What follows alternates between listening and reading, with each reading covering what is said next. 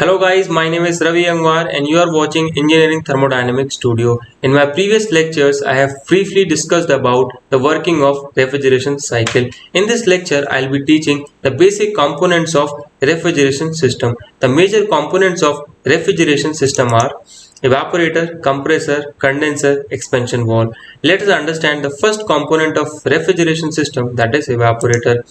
Evaporator is a shell and tube type heat exchanger in which the liquid refrigerant is passing inside the tubes, and outside the tubes or surface of the tubes your heated air is being passed with the help of your fan. Let us understand the working of your evaporator with the help of the diagram given below. This diagram contains the condenser, expansion valve, evaporator and your compressor. After the expansion valve, the pressure of the liquid refrigerant is low and it is entering inside your evaporator coils.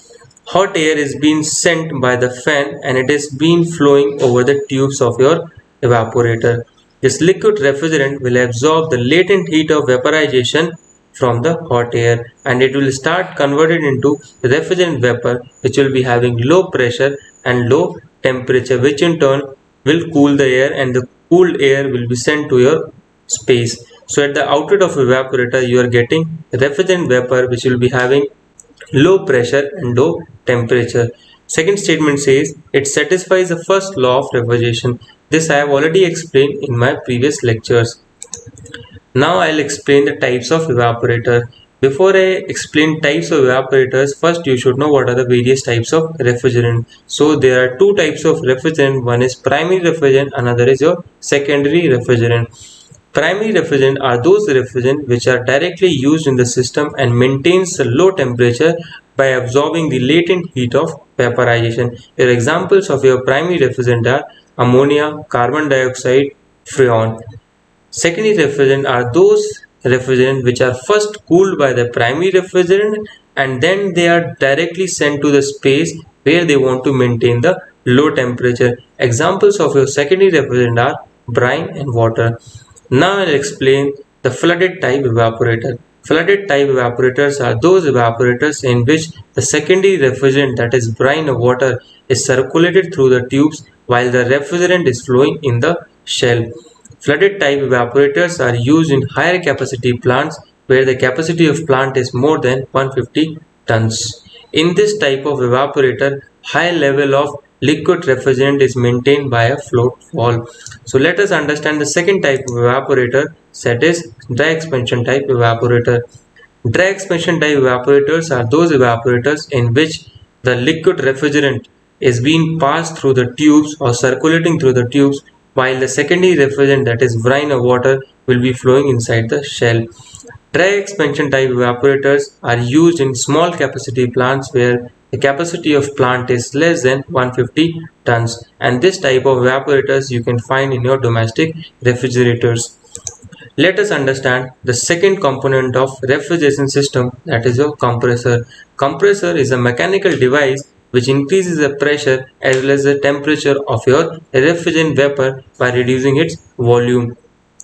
At the evaporator outlet, the refrigerant vapor is having low pressure and low temperature. You cannot send that refrigerant vapor directly to the condenser because every refrigerant will have some particular condensing temperature and pressure. So that refrigerant vapor will not be able to condense. So what do you have to do it? That refrigerant vapor which is having low pressure and low temperature has to be sent to the compressor. So the function of compressor is displayed on the screen.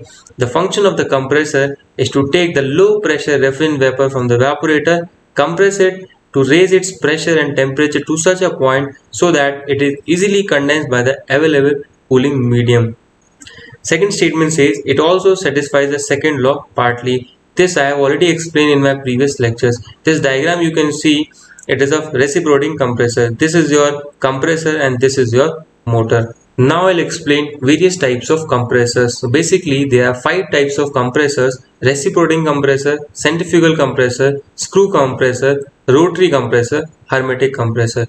Reciprocating compressors are used where small displacement and higher pressures are required. Centrifugal compressors are used in large plants where low condenser pressure is required. Screw compressors are used in large plants which higher displacement is required. Rotary compressors are used where low condenser pressure is required, and hermetic compressors are used in small refrigeration systems like your room air conditioners and your refrigerators. Let us understand the third component of your refrigeration system, that is condenser. Condenser is a shell and tube type heat exchanger in which the water is circulating through the tubes while the hot refrigerant vapor is entering from the top inside the condenser and it is flowing over the tubes, and while the refrigerant vapor will be condensed into the liquid refrigerant. Now I'll explain condenser with the help of a diagram in the next slide, and this second statement also satisfies second law partly. This I have already explained in my previous lectures. So this is your shell and tube type condenser. This is a tube inlet. Tube inlet means here from the water is entering inside the tubes. This is a tube outlet where the hot water, it means the water has taken the heat of the refrigerant vapor, it is going out. Shell inlet means the refrigerant vapor is entering over the tubes, and these are your baffle plates which help in changing the direction of your refrigerant vapor, which help in creation of your turbulence also. This is your front end header and this is your rear end header. Let us understand the fourth component of refrigeration system, that is expansion valve. At the outlet of your condenser, the liquid refrigerant is having high pressure. You cannot send that liquid refrigerant directly to the evaporator. Why? The evaporation will not take place in the evaporator, because evaporation will take place at lower pressure, at lower temperature in your evaporator. So what you have to do it, you have to reduce the pressure of that liquid refrigerant. So you are using expansion valve. The function of the expansion valve is to reduce the pressure, and the second is it controls the flow of refrigerant going into the evaporator. Now I'll explain the function of expansion valve with the help of the diagram shown in the next slide. This is your thermostatic expansion valve. This is your sensing valve which is fitted at the outlet of the evaporator, and this sensing valve is connected with the help of a capillary to the diaphragm. Inside the capillary, your liquid refrigerant is filled inside it. This is your inlet to your thermostatic expansion valve. It means your liquid refrigerant which is having high pressure is entering inside it, and this is your outlet of the thermostatic expansion valve which is going inside your evaporator. It means low pressure liquid refrigerant is entering inside the evaporator, and this is your equalizing line. So opening and closing of this valve will depend upon your sensing valve which is fitted at the outlet of your evaporator. Thank you so much.